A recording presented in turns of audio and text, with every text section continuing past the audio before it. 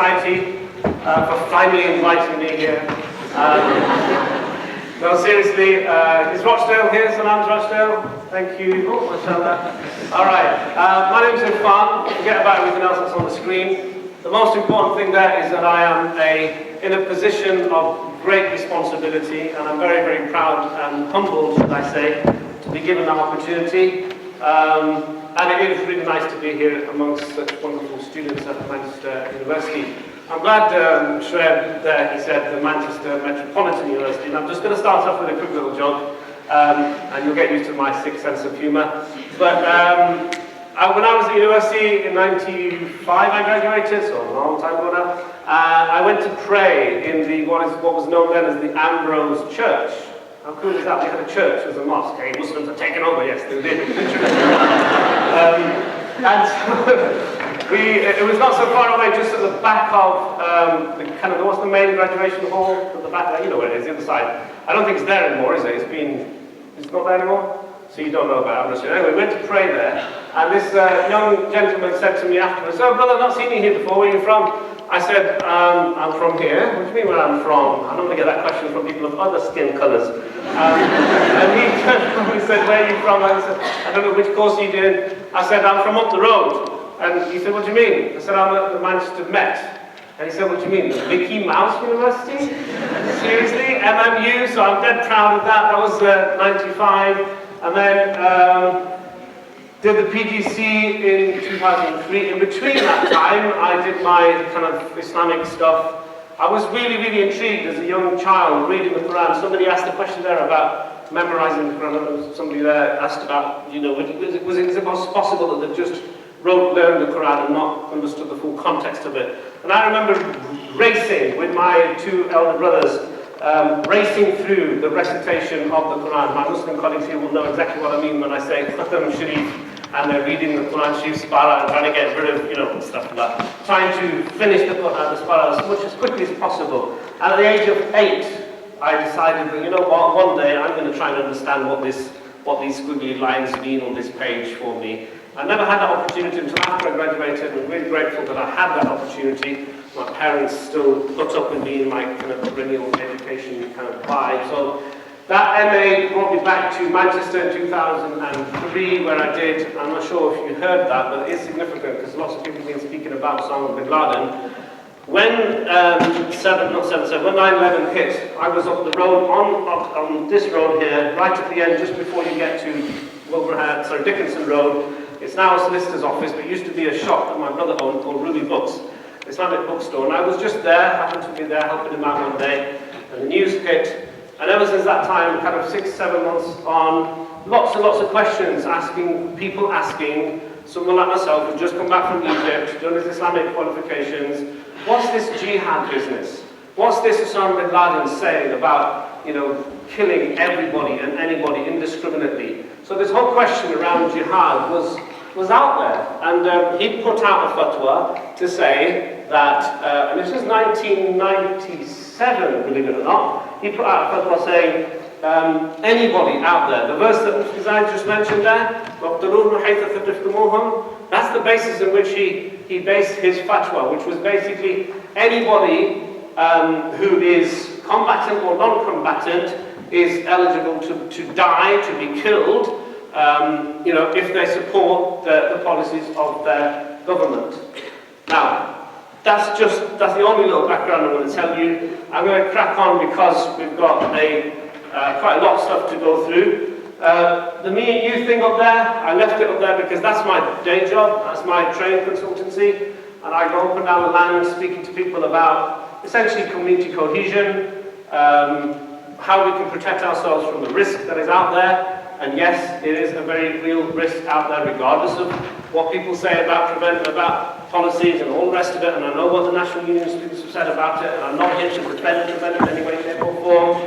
Please, whoever's writing notes from the government, I am not here to promote or otherwise, right? Get that for the record, please. All right, what I'm here to present to you is just some thoughts with you in relation to the kind of stuff that I did, because I thought to myself, I don't want to be too disingenuous here, because I do this every day, these presentations of Me and You stuff in schools and colleges up and down the land. And if I'm going to be speaking to some adult people in a very adult and a very honest manner. I want to keep it, you know, in the same way. So all I've done is I've cut various slides of mine that are not relevant to this audience, but in the main, what you'll be seeing in my presentation is exactly the same stuff that I do up and down the land with colleges, with schools, with teachers, to try to make them understand a little bit about the faith that I profess and how I believe that it's been hijacked by certain people, and that, you know, how I feel about it. So that's me, and the title there, Inside the Terrorist Mind.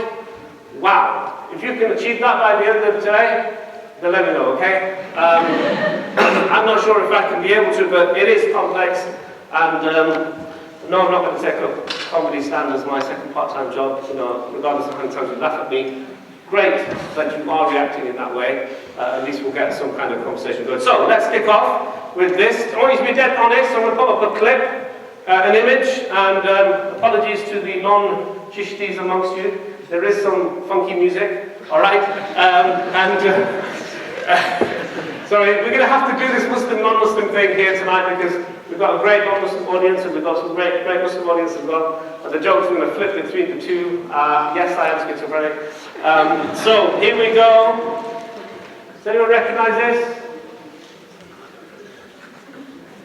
Music, cue music. Oh, we didn't plug it in.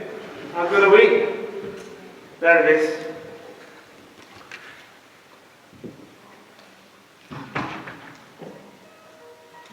See, it's always funky music. It gets funkier in a second, but before it does, quickly, does anyone recognize it?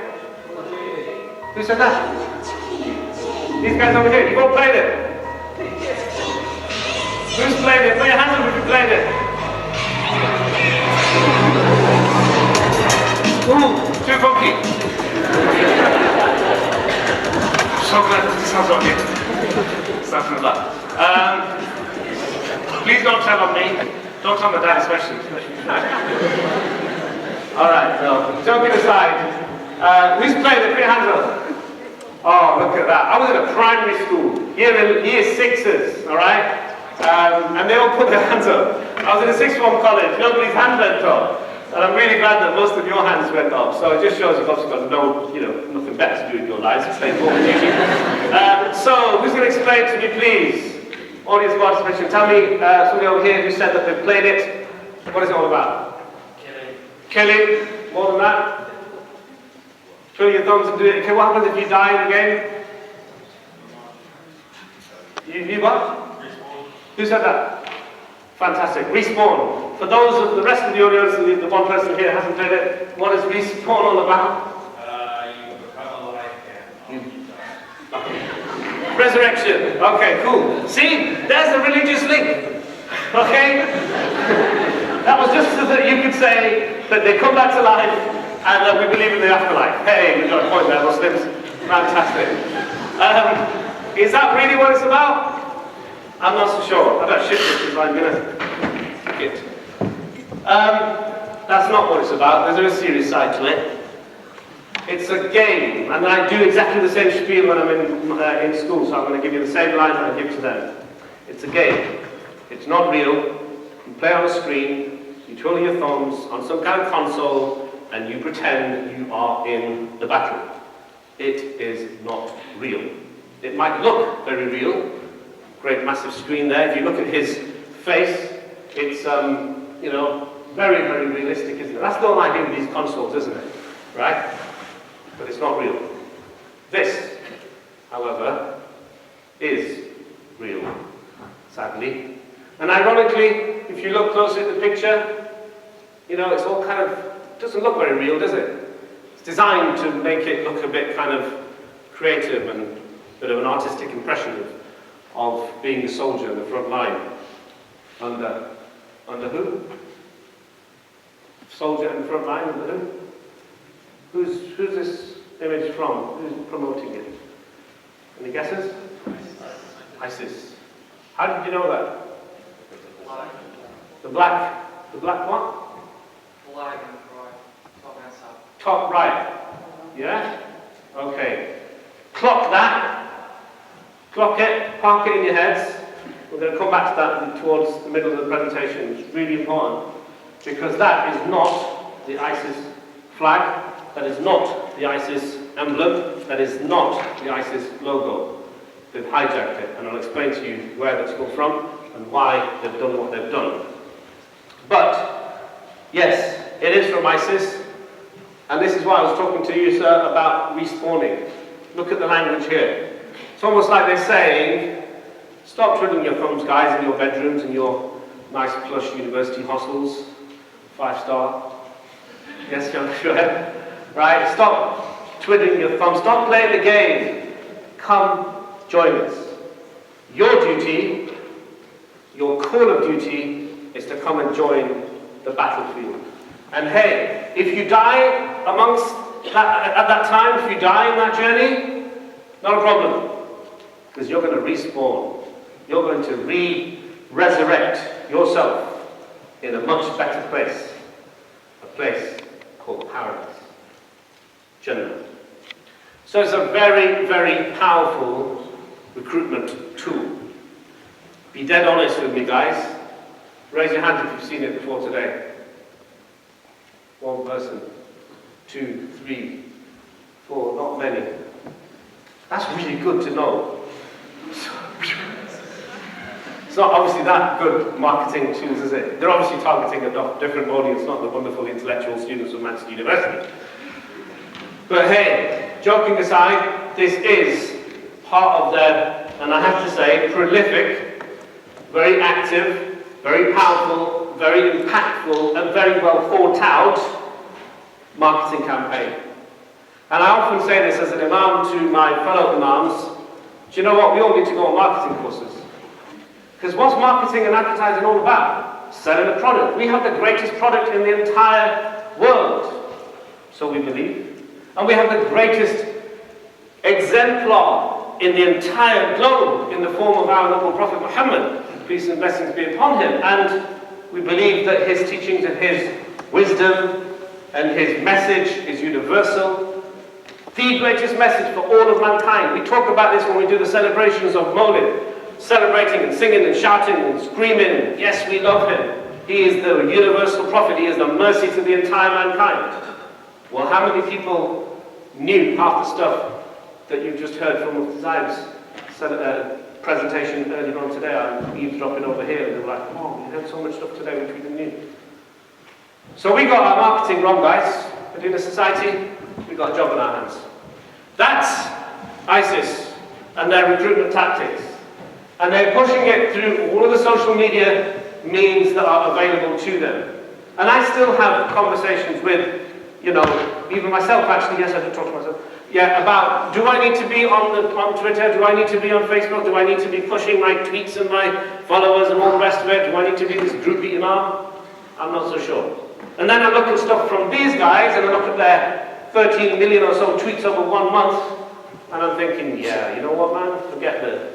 Forget all of this stuff, and just get on there and get the message out there if you think you've got something good to share. So, just to start us off with that conversation. Any comments, questions, shock, horrors? Nothing? That's cool. Let's go, Chris. Keep going. Oh, wrong way. Still the wrong way. Come on, with this down. Okay, so we've said that. All right, talking of terrorists, what's this white guy doing over here? Have you seen this guy before? Do you know him? No? Any of you guys seen him? Young lady here? No? You'll get used to me. I'll come right up to you and talk to you, don't worry. Anyone know this guy? Anybody in the audience know this guy? Seriously? Oh my days, shock horror. Gosh, he's one of the biggest terrorists going. Well, he was, well, not actually is. North Wales committed a huge attack of terrorism in a Tesco. And you don't know him? Oh my days. Do you know this guy? Seriously, you don't know Dr. Sandra Bumrah? You seriously don't heard of Dr. Bumrah? What kind of medic student are you? No, you're not a medic student. Dentist student. Well done, give the guy a round of applause. Speaking to my manager. I knew there's always one smart aleck, isn't there? What's your name, sir? Anas. Go for it, Anas. He carried out an attack following the Lee Wrigley murder. Fantastic. Well, that attack wasn't fantastic. Weren't there? Anyhow, yes. How shocking is that? This chap is called, my clicker can work, my bond, there you go, Zach Davies. And can you see the swastika in the background? Extreme White Power, a member of an organisation called National Action, who actually, how many of you heard of them? Anyone heard of National Action? Good stuff, I like it. Because they are actually quite prolific on campus, I've been told. Have you ever had a conversation, sir? Put your hand up. Have you ever had a conversation with National Action? No. No? How did you know about them? On the internet. Okay. On the damn internet. Nobody, that's why I get people to stand up and talk to the guy next to you, because you're never going to speak to him, otherwise you'll end up tweeting him on the way home, won't you? Or even right now. Maybe you've tweeted the person next to you. Zach Davies was from a place called Mold, M-O-L-D, in North Wales, and I just happened to be going there next week actually. There's no paying tomorrow visit. So what's going on? You're not going to be looking after your kids. You don't know how to speak English? Blum blum. You didn't get that one, did you? North Wales, no. President, yeah, no. Prime Minister, ethnic minorities don't speak English, women, so therefore radicalization increased risk, yeah? Okay, so Zach Davies was Welsh. He was a member of National Action, and yeah, he went and attempted, luckily, Dr. Bamber, and this is the sad irony of it, or the kind of the good side of the story, he was stopped. When he was in the attack, in the shop, Tesco's with his machete, tried to hack off Dr. Bamber's head, he said, "This is for Lee Rigby." And you know the guy who stopped him? He was an ex-military person. And he was just there doing his own shopping, and he happened to stop him. He says, "What are you doing? This is not what the military stand for. This is not what it's about." Okay? And if that person wasn't there, if he hadn't stopped him, Dr. Bamber would have lost his life. People talk about ideology an awful lot. You've heard a little bit about that from from Mufti Zayed earlier on, right? Ideology of Islam and how it's been hijacked by Wahhabism, all that lecture. I'm not going to go down that line. All I want to say to you is that there is a lot of ideological influence that is also affecting some of our students, our people, our masses. And I'm not just talking EDL and Britain First and all the rest of it, because, let's be honest, they just want to get, I don't want to swear, but they just want to get drunk, don't they? But, the serious hard nuts of the white extreme world are people who read things like the White Man's Bible here, all right? Things like the Turner Diaries, which basically speak about a utopian world in which there are no non-white people. So there is that threat out there.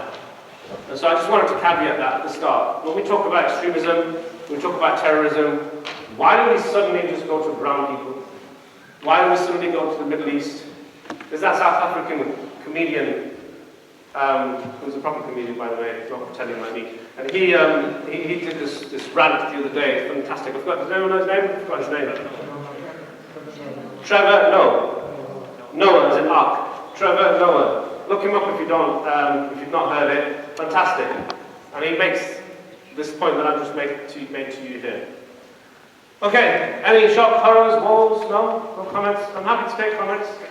Don't be frightened. This thing is just, it's just there. Don't worry, there's no bomb underneath it. Okay, it's gosh, it's hot in here. Just no hair. Okay, who's heard of this gentleman here? Muslim people, Muslim audiences, if you know, don't spoil my fun. Let's just make the non-Muslims here sweat a little bit more. Who's heard of this guy? I'm glad you're laughing at me. Sorry, with me, not at me. Anyone heard this guy? Seen this guy? Recognize him? Not at all. Shock, horror. He's brown. And guess what? He's not a terrorist. Alright? He, I shouldn't smart joke about it at all. He very, very sadly lost his life. Muhammad Salim, coming back from the masjid in Rome. I can't remember the name of the masjid, but he was in a masjid praying his Isha Salah, the last evening prayer, and he was brutally attacked. And if I don't remember, please going to do a prayer for him. And also there's a gentleman in Rochdale, my hometown, that was just killed brutally as well last night. We still don't know the circumstances, but it's horrific anyway. So this gentleman was coming back after prayers, and he was killed by this person here, who said that he killed him because he was non-white, because he wasn't white. The interesting thing was, Pablo Lapchin, his name was, and come on, clicker. I'm going to give it a second, isn't it? It's not happening. He says there that he killed him because he was not white, but he was prepared when he was arrested and everything. When the story unraveled, there were attempts and plans to bomb over 6 major mosques in Birmingham. So he was ready to go, mail bomb attacks and all the rest of it. White supremacist, but interestingly, this is why I put the question mark up there, religion stroke race. Did he get it confused or not? Did he deliberately attack this person because he was, as he says, not white, or did he attack him because he was Muslim? Question mark, just leave that for you to think about. The point is, there are extremists out there from both spectrums, and we just need to be aware of that, as well as the other side of the coin. And just to illustrate that, I'm sure you've seen images like this. Just quick little anecdote. The people behind that campaign, Britain First, I challenged them personally through a friend of mine who's kind of been working with people like Tommy Robinson and others on the far right, and mentors them, tries to keep them, kind of mentor them away from the situation.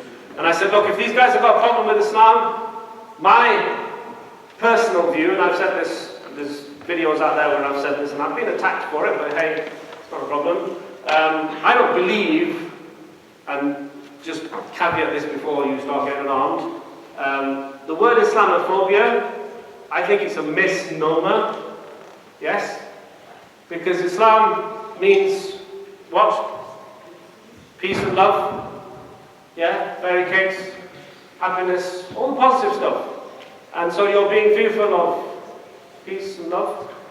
It's a bit of a misnomer for me, but again, I suppose it's irrational, isn't it? And that is what phobias are.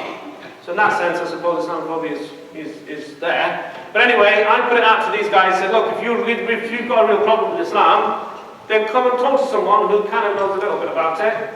All right? And I'll hook you up with other people who think they know about it as well, if you don't like my turban. And they refused. And interestingly, they refused because they denounced me as a non-Muslim. When we do our workshops with schools and students, we talk about identity, and we'll speak about that in a little while, being one of the key vulnerability factors. And when I do my identity bit, I talk about how proud I am of being a British Muslim. And this lady says, well, he can't be a Muslim because he's proud of being English. And if he's proud of the St. George's flag, well, you know the St. George's flag's got a cross in between it, so how can he possibly be proud of that if he's Christian? So I've had takfir on me by Britain First, which is quite cool, because normally from other extremist groups, but hey, I'm proud of that. So, that's out there. Pegida UK is on the rise. We know what happened in Dresden, 40, 50, 60,000, some people say, coming out. And again, I believe that this is where our marketing campaign really needs to raise its bar. All right? Because if people are hateful of, they're not hateful of Islam, let's just be really clear about it. They're not hateful of Islam. When I've sat in a carriage on a train and I've been dressed like this, or I've been dressed in more professional attire, not that this is not professional attire in any way, shape or form, but kind of more what we would call Western attire. And I've had those conversations with people who like thinking, oh my gosh, who's that bearded bloke there? I don't want to talk to him, I'm scared. And all I've done is just crack a stupid little joke, offer a smile, and there you go. It just, we're normal human beings. We breathe, we smell, we eat and drink, and yeah, we do smell. Good smell, that is. Prophet loved two things exceptionally well smell, as in clean, scent, and women folk, very, very kind to women folk. So hey, that's why perfume's so expensive. Anyhow, enough of my sad jokes. Why have I put that one up there? This one is significant. Can you see the flag on the left here? I'm not sure how clear it is from where you're sat, but that black thing in the middle is known as the death stead symbol. And that death stead symbol used to be placed on the Gestapo in Hitler's time on their helmets, okay? So that was like one of their symbols. And these guys, Blood and Honor, is a music scene that, again, ascribes itself to something called Combat 18. Does everyone know what 18 stands for in the far-right world? Who said that? Go for it, well done. AH, okay? Adolf Hitler, okay? 1 being the first letter and H being the 8th letter. So this is all Nazi stuff. Why is that significant? Because the flag on the right to it, Northeast Infidels, alright, that's an offshoot of EDL. These guys would never ever see eye to eye before, they would never be on the platform together. But now, because of what, this is my point of view, because of what ISIS have done, because of what we've had all the terror attacks in the name of Islam, these guys are saying, we've only got one enemy now, and it's a common enemy. So their internal factions and divisions that they used to have and suffer from, they've gone, because now they have a common enemy, and that is, in their words, not mine, Islam. So that's why I put that up there. Okay, let's get on with the nitty-gritty. What do we know about this guy? Come on, don't be shy. You're allowed to speak. Anyone recognize him, first of all? Hands up in the air. About 20-30% of you. Ladies over there, please, and gentlemen. Sorry, my glasses are not very good. Whoops. That would be really funny, wouldn't it, if I fell? They're like, see, you should stop being such a walkabout Imam and just stand there and be normal like everybody else. Sir and gentlemen, wherever it was, put your hands up. What do you know about this guy? Who put the hand up? Someone put the hand up over here. He's a bit nuts. He's not exactly representative, is he? Well, who is he, first of all? It might be Mr. Chowdhury. What do we know about him? He's a British agent. He's a British agent. Who said Yes, that? I said that. Huh? Did I hear a voice? Was that from the British government? Yes. Home Office speaking. Sorry, who is he? Yes, sir? British agent. He's paid fully by Social Security and British government, and Interesting. they let him roam around everywhere. Yeah. And say anything. That's right, they do that. People He's trying to, unfortunately. And he did recruiting fighters for Syria. Okay, so, let me get It's started. it's all on Google. There's nothing secret about it. Oh shit, Google, best source of information ever. Of course, everything on Google has to be that. Sorry, no, sir, I'm not. My style is a little bit, you've already recognized my style. I'm sorry, I'm not being disrespectful to you at all. I should take my words back. Google is a great source of information. Just put that out there, just in case. But I respect your opinion. Yes, I totally respect your opinion. What do we know? Which highly likely to be true. That's fine. So tell us more then. Just tell us more. Well, he's allowed to take recruit people. Yeah. First, he misguide young Muslims. He comes with a fake version of Islam. Yeah. Misguide people and young people like. Like me? And then recruit them, and he's been sending them. He's allowed to take them to Syria. They destroyed Syria, Iraq. They're doing. There's no problem in terrorism in this country. This country is not being destroyed. It's Syria, Iraq, Afghanistan have been destroyed on the pretext of 9/11. On the pretext of 9/11. Okay. Yes. All right. Brilliant. Thank you for that. Muslim kids who died in millions. Yes. One or two guys killed here. This is just normal isolated cases. And I think you've been overemphasizing those. So was it last sentence? You've been overemphasizing like that Welsh case, Yeah. which is an isolated incident. Yeah. But in Syria, as we speak, Thousands of people are dying, Yes. kids and refugees, and Iraq. And these Western governments are behind it, and they use guys like these. Okay. Yes. Look, let me be dead serious now. I'm not here, Let's number be one. serious. Yes, because I was trying to make this a little bit more accessible, right? That's what my first part of the presentation was. But if you're touching upon an opinion, which I think Mufti Saab took a question on as well, which is that basically the real source of all of this violence and terrorism, yeah, let me just play back your words. The real source of this terrorism and violence is foreign policy, is the governments, yes? And secret policy as well. Secret agents and all the rest of it. And all that is actually really there because they want to... Well, actually, let me just ask you the last point, because I don't want to put words into your mouth. Why are they doing all of that, sir?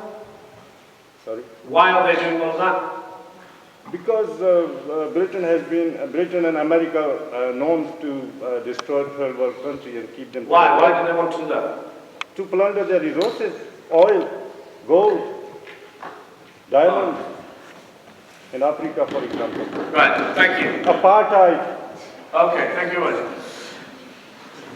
You can have that opinion, and There's no opinion, it's fact. thank you, sir. You can have that opinionated fact. What I'm going to share with you now, and I'd be interested to hear your views after I showed you a couple of clips from people who are out there. And again, you know, take it as it is, but this is voices of apparently people who look and sound Muslim, like the chap on the screen. And the reason why I put that up there is because when I put Zach Davis, when I put Dr. Vambra, Mohammed Salim, Pablo Lapchin, no one's got a clue. But I just have to put that chap up there, yes? And we all know. So, you know, the point is, of course, and I'm talking to an intelligent audience here, I probably didn't even need to put that up there, but why have I done it? Just to show to you the media bias. We know that that's there. But that media bias, it causes a mindset in the domain, in the society at large. And that's what we've got to deal with. That's our responsibility. Certainly, my responsibility as a religious leader, that's the domain that I have to work in. So that's the reason why I did that. We'll come back to your points on that.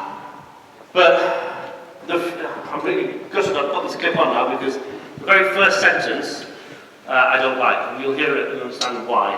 But just hear it and we'll have a conversation afterwards. Front lines of Syria's bloody civil war. Jihadist volunteers now make up around 10% of the rebel forces. You hear that? Intelligence sources suggest that at least 100 British citizens have now joined their ranks. I want to address the people of Britain. Britain, the government are doing crimes and you're taking the blame. You are the people in the society and you can take control. You have the power to remove your governments. Remove your governments out of your land because they're the ones who are committing the crimes. Like the guy in Woolwich, he explained that David Cameron will never walk in the street and he'll never get shot in the face. Whereas you guys who are soldiers or just normal folk will take the blame for the crimes that are committed worldwide by Britain itself. So we have to fight. It's part of our obligation in Islam to protect our honour, to protect our women. Part of our obligation to fight. And I put that clip up there deliberately. It's not, again, 10 minutes. Oh, gosh. Vice News. Okay, I'm going to have to fast forward now because I've been so jovial. That's a very telling clip. Somebody who's out there has joined the ranks and is explaining why he's there. And also trying to justify, as he said, he quoted Michael Bellagio, this is why we're doing it. They're at battle, it's a jihad situation. So we'll look at that, what that means in a second.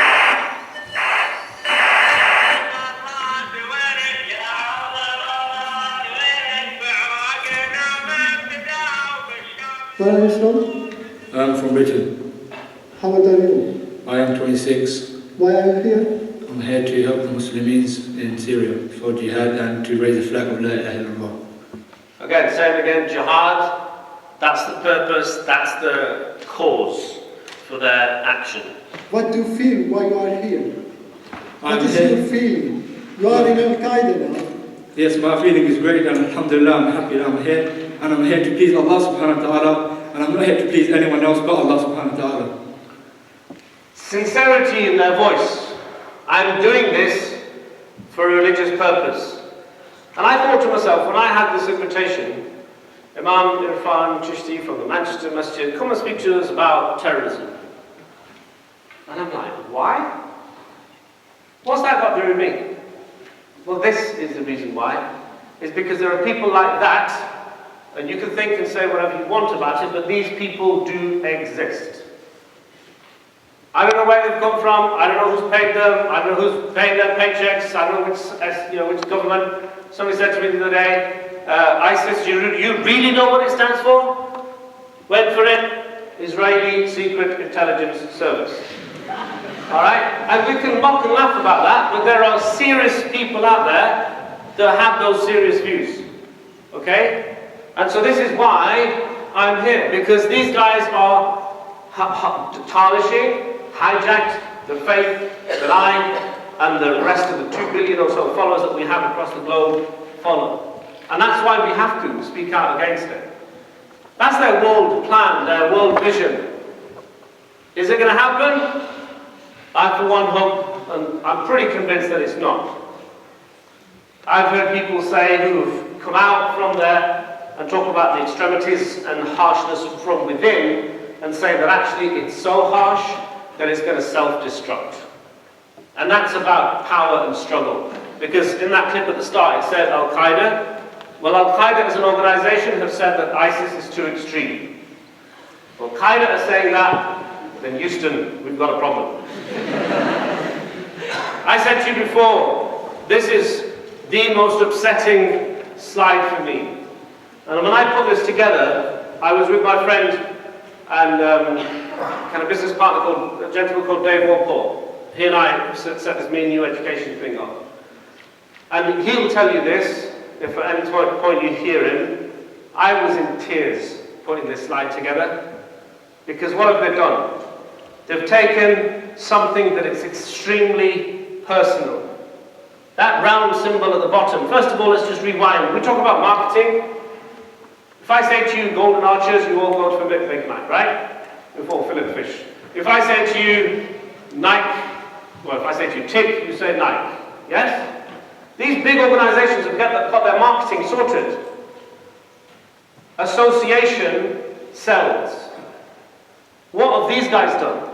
They've taken the number one thing that unites, somebody said over there about Sunnis and Shias and all the rest of it, the number one thing, the only thing that unites every single Muslim in the entire globe are those words there on the top. La ilaha illallah. So they've taken that caption and they've plastered it on their marketing. Universal appeal. But then even more disgusting and hateful and horrific and upsetting is the round symbol at the bottom, because that comes from the Prophet Muhammad, peace and blessings be upon him, his own personal ring. It's almost like they're trying to say, lawyers amongst you will know that lawyers have the seal of approval, right? The stamp that they seal their envelopes with. And that's what the Prophet used to seal his letters when sending out to delegations across the globe. It's almost like they're saying, we have the seal of approval of the Prophet Muhammad, peace and blessings be upon him, for everything that we do. I said to you before, clock that round symbol. Where did you see it before? On their propaganda, the top right. And everything that they send out comes with that emblem, that symbol. How far from the reality of the Prophet Muhammad, peace and blessings be upon him, is their message and the message of Islam? Hinduism? What's that got to do with anything? Well, actually, just to illustrate the point again, we said a little bit about Nazism before. Yes? Where do you think they've taken their symbol from? Hinduism. That's the original Nazi symbol, without the 4 dots. They've just nicked it. So regimes have done this in the past, people have done this in the past, used things which are of universal appeal, that are recognizable, that are well known, and then just doctored them for their own purposes. We'll forget that one. I want to focus just on this verse here for a second. whole kind of extremist conversation, the number one thing that they want to achieve is divisions. They want to have this us and them world. Whereas we're saying, well, I'm saying, no, we want to have this me and you world. It's about individuals having that interaction, because that's what my God, my faith, my Allah teaches me. There is difference out there. Of course there is. You have to look here in front of you. There's huge differences amongst us. What is the purpose of diversity Islamically? Why did Allah Ta'ala, why did God Almighty make that difference occur in the first place? What was the ultimate purpose of diversity? And it's that wonderful word that so many local authorities grapple with, and politicians. Cohesion. Really, that is what God Almighty is saying. We want you to get to know each other. Now, 5 minutes on this thing here. How do you get a Muslim who accepts that one God is, the true one God is Allah, he believes in that belief in monotheism, which we've just spoken about, represented by those 4 words, La ilaha illallah. How do you get that person then suddenly, 6 months down the line, a week down the line sometimes, 2 years, whatever, suddenly saying, you know what, I need to go blow somebody out? How does that happen? Here's the journey. Tawheed is the one universal belief that unites, as I've said before, every single Muslim across the globe. Monotheism. Yes? Symbolized by those 4 words there. This is what the extremists from the Islamist political Islam perspective does. They say Tawheed, yes, but then they bolt on another concept. And they bolt on this concept called Hakimiyyah. Tawheed al-Hakimiyyah. Those Islamic studies students amongst you here, I know at least a couple, you will have done Tawheed, and you will have studied a little bit about what Tawheed is all about. Do you recognize this concept of Tawheed al-Hakimiyyah in any of our authentic classical Islamic books of literature? Doesn't exist. They've bolted it on. It's a political ideology.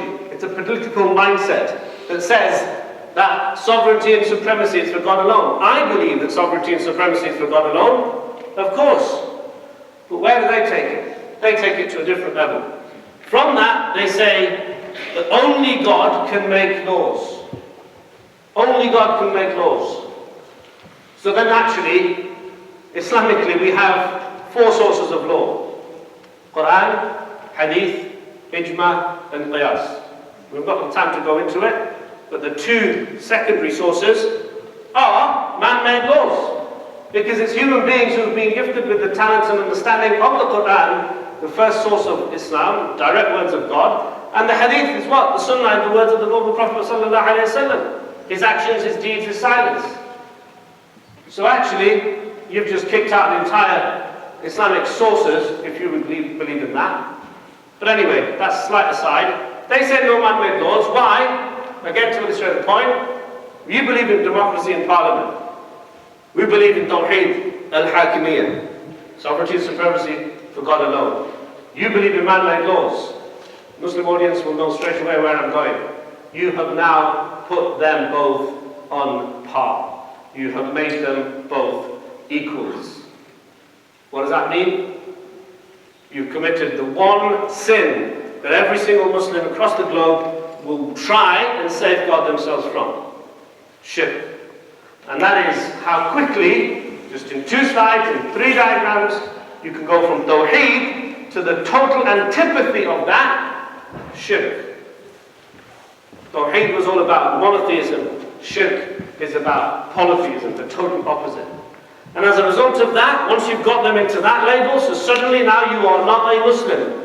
I heard the back end of what Mufti Zaid was saying, and he said that, you know, these people don't believe you to be a Muslim if you don't believe in their ideology. Because that's what they believe you to be. If you've accepted anything like that, then you are a mushrik. And then as a result of that, we get things like this that we've seen in some of our towns here. Voting is shirk, it's totally haram. When actually, we know that the Prophet Muhammad, his election was through elections and through voting. But anyway, that's then the next stage. Once you've got them to shirk, you've now excommunicated that person. You are no longer in the fold of Islam. You are a kafir, you are a non-Muslim. And now I can deal with you differently. And I can start quoting you those verses, again, out of context, in relation to how the non-Muslims were dealt with on the battlefield. So very quickly, from there, you have this another additional bolt-on, and wala wa bara, love that which God loves, hate that which God hates. What's the one thing, I've just given it to you, well, given it away. What's the one thing that God hates the most? Shirk. Right? And so I have to stay well away from all of that. But then also, this is where the divide is now clearly created. It's about us and them. It's not about me and you.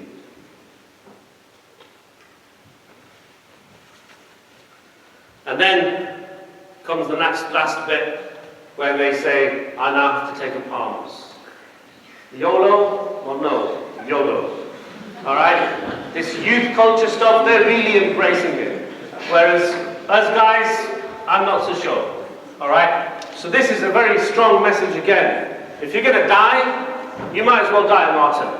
Because you die a martyr, you'll go straight to heaven, one-way ticket to paradise. Every single Muslim in the entire globe, that's what we live for. I want to end up in paradise. Take me with you, bro. Yes? That's our objective. Can you see how quickly and logically, within 3 slides, you get someone from being a totally devout, sincere Muslim, and you heard it in that clip before. He said, I'm here to please nobody other than Allah. I'm here to please God alone. That's how they do it. Now guys, I'm going to take 3 minutes on this last bit, because what time do we need to clear the hall? Like now? 8:30. Oh, look at you, giving me false timings. 8:30, right, we'll carry on. Alright, so, people talk about the cancer narrative for these guys. And you know what? For me, it's one word. And I deleted a slide here, and I'm kind of regretting it, because you're such a fantastic audience. So I'm going to undelete that slide in my head. And I'm going to make you all stand up. Come on. My Muslim audience, I do apologize. I'm not looking. I don't want any of my sisters to be thinking, what's going on here with this Imam Sahib? Alright, I'm going to turn that way. I want you to stand up, put your hands right up in the air, and hiss as loud as you can. Hiss like a snake.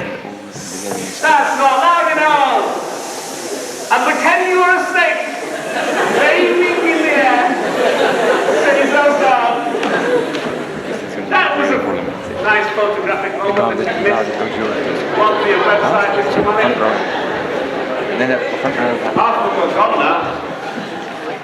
Right, I'm not going to make you do that again. You don't have to go into the back. Why did I do that? Come on, you smart Alif Muslims, where are you? What? No. No, not at all. I need to be elsewhere. I'm just kind of want to finish my presentation. Sorry. Okay, so why do I do that? Well, this is why I do it. What do you feel while you are here? What is here. your feeling? You are in Al-Qaeda now. Yes, my feeling is great, and alhamdulillah, I'm happy that I'm here. And I'm here to please Allah subhanahu wa ta'ala, and I'm not here to please anyone else but Allah subhanahu wa ta'ala.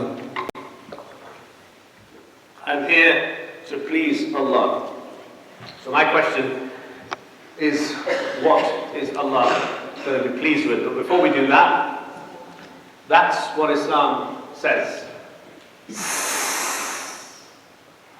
The hissing snake will now make sense to you Arabists amongst you. Because if you don't hiss, you end up saying Islam. It should be called Izhar, not Islam. As one person said. Did you get the difference?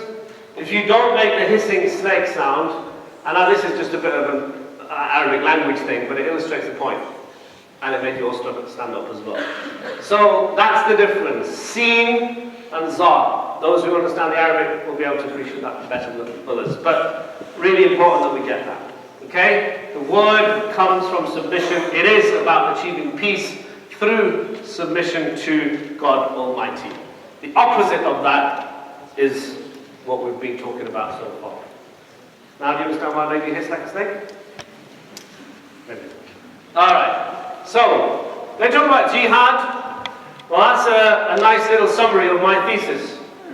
I wrote a thesis back in 2003 about this word, jihad, and looked at the Islamic rulings from 4 schools of law: Hanafi, Shafi'i, Maliki, Hanbali.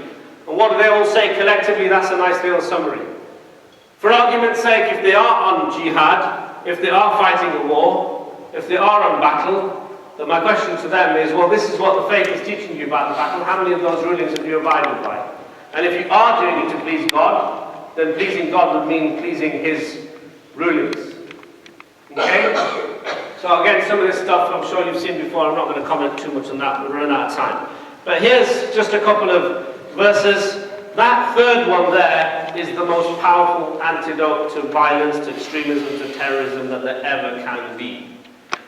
And I know that there are some Muslims out there who quote another hadith like that, that speaks just about Muslims. Al-Muslim man salima al-Muslimuna bi-lisanihi wa yadihi. Yes? Many Muslims grew up with that. But there is this hadith that's narrated in Imam Tirmidhi's Sahih. And they talk about all people being safe. And so actually, I can't be a Muslim, and I was joking to you before about speaking to people in the train and whatnot. I do that deliberately, because if people have got anxiousness, if people have got anxiety, if people are worried, and people are scared, just by seeing me, then alright, they might have a problem, you might argue, but this drives me to try and relieve that anxiety. Because I cannot be a Muslim. According to that narration, the Sunnah, remember I said to you 4 sources, this is just the red and the green are the first 2 primary sources. I cannot be a Muslim if other people are fearful of me. It's as simple as that. Al-Mu'min man aminahu an-nas, for my Arabic speaking friends amongst us. And then the jihad thing, alright? Greatest jihad is the fight against yourself. That jihad, which they talk about, has got its rulings, but it's also restricted. The Prophet ﷺ was once returning back from the battlefield, and he said to the jubilant companions around him, hey, now prepare yourself for the greater jihad, because you've just fulfilled the lesser jihad. So that's just a few scriptures there for you, antidotes, whatever you want to call them, counter-narrative, in relation to this world of horror and extremism and violence that we've just been speaking about. I think there's another couple and then it's a natural close. We haven't got time for that. I think what I'm going to do is I'm going to close there. I'm going to put a thank you slide on. Oh no, I'm not. I do want you to listen to this, and then we'll wrap it up. Get the lights. Brother, what you can make nasiha for the sisters who is in Darul Kufr? What you can say for these sisters who is there? أعوذ بالله من الشيطان الرجيم بسم الله الرحمن الرحيم والصلاة والسلام على رسول الله. First of all, I said my salams to all of them. Assalamu alaikum wa rahmatullahi wa barakatuh. And may Allah set the affairs of the Muslims right. The advice that I have for the sisters, and I think all the Mujahideen have for the sisters, is that they should leave the places of shirk and come to the place of tawheed. They should make hijrah. And it's very important that they understand their situation at the moment, because the situation at the moment that they are in is that they are in a sin, which is you are in a place of shirk, and you have a place where tawheed has been established, even if it's in a small cave. You understand? Example, in Surah Al-Kahf, Allah mentions and praises the people of the cave. They left their place of shirk, their village, and they went to live inside the cave. In here, our brothers, the Mujahideen, we are not asking our sisters to go and live in a cave, which is even better, living in a cave without any provision, than to live in a place, in a big mansion with shirk there. So Allah subhanahu wa ta'ala, He said and He promised that He will give provision to the ones who intend to make hijrah for His sake. And Allah is the best of providers. And He will provide from places that they will not even perceive, they will not understand. So it's very important that they come to this place. Here we have houses, we have security, we have beautiful rivers, we have, alhamdulillah, a lot of brothers and sisters are already here that came and are giving all their good ideas to implement a good, strong Islamic community. And alhamdulillah, slowly, we can see that we are establishing it. Even the enemies of Allah are paying us jizya. This is something very important to mention, and I like to mention this because you can see that the sincerity of the Mujahideen over here, and alhamdulillah, Allah bless them with that. And you make hijrah, and you see that Allah will protect you and bless your family. Now, if you have family in these kafir countries, what is going to happen most probably? You don't have control of your children. Maybe in some of the countries it's a must for you to put your children in the kafir schools. And who's going to teach your children? It's going to be maybe a gay, maybe a drug dealer, maybe a pedophile. You know, so it's very important for you to protect your children from these animals, from these dirty people. Allah says that they are the worst of creatures. So you prefer to live among the worst of creatures rather than live amongst the Mujahideen, that Allah says that they are the people that will go to Jannatul Firdaus. Make your decision, inshallah. And this is my advice. Assalamu alaikum wa rahmatullah. Make your decision, guys. Now, again, time is short, so I'm going to keep this last bit really brief. That's the kind of propaganda that is widely out there and available. And when people ask me, why is it that families, whole families with young children, why are they going to a war zone? Well, that video kind of explains it. They're not being taught, and they haven't been built this idea that it is a war zone. Look at that scene at the back. Yeah? Look, we have rivers and mansions, and we're safe. No, that's not a Kalashnikov, and no, I'm not worried about blah. Alright? We're safe here. It's nice and peaceful. How ironic. So, this whole thing about, and again, in the ideology bit there, I talked about Tawheed and Shirk. Did you hear it nicely and clearly there? Very well illustrated. Leave the land of Shirk. Come to the land of Tawheed. And this is the message that these guys are pushing out. I'm going to take it just from one more illustration to a verse. We've not got time to do the counter-narrative. This one here.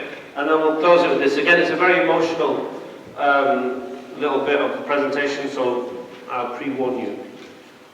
This is a verse in which, chapter 16, 126 there, the verse. God Almighty is speaking about a war situation, a battle situation.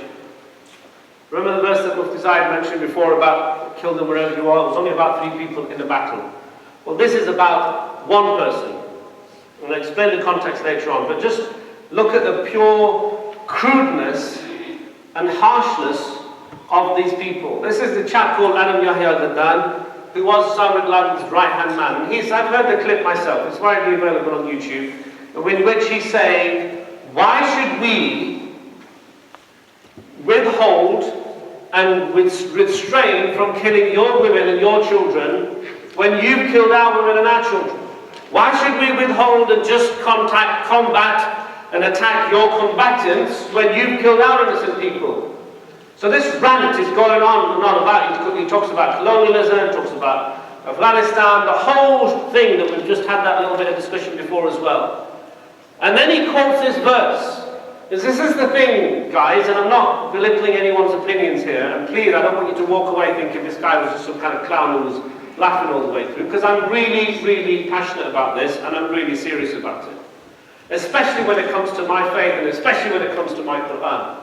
So these guys are ranting and raving about how policies and politics and all the rest of it, and hey, the Quran now tells you that if you can't respect our rules, and we're not going to respect your rules. And he quotes this verse: if you punish, respond, but only respond proportionately. And he uses that as a pretext to then say, well, we can kill your women and children because you've killed ours. And that's what the Quran says, proportionate response. But hey guys, he forgets, deliberately of course, to recite to you the rest of the verse. وَلَئِن صَبَرْتُمْ لَهُوَ خَيْرٌ لِلصَّابِرِينَ.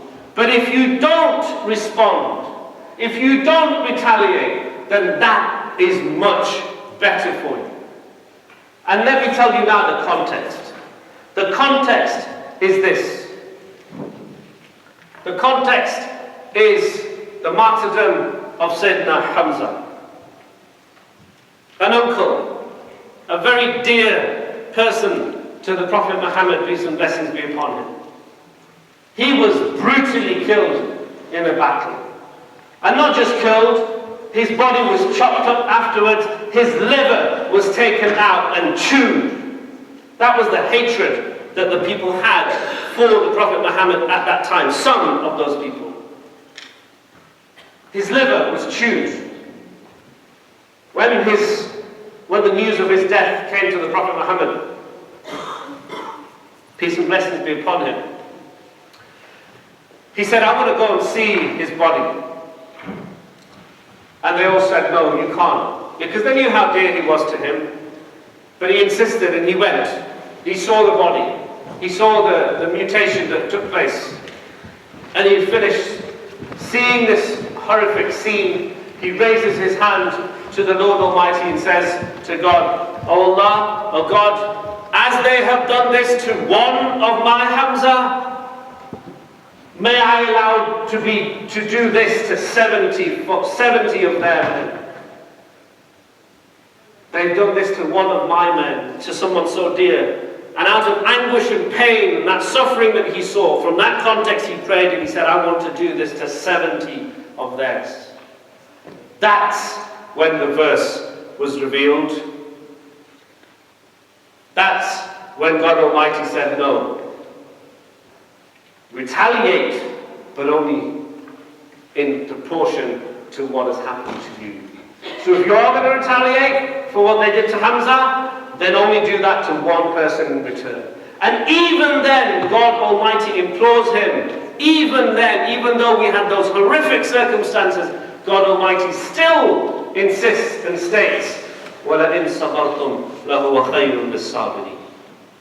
That, my dear friends, my brothers and sisters, is Islam.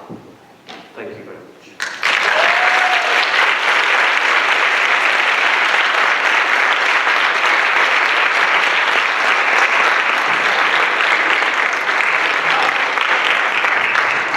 I'm humbled, thank you very much. Just going to plug, if I may, some interesting vlogs on our website. They're not live yet, but please do keep in touch. Scholar of the Skinhead, meandyoueducation.co.uk.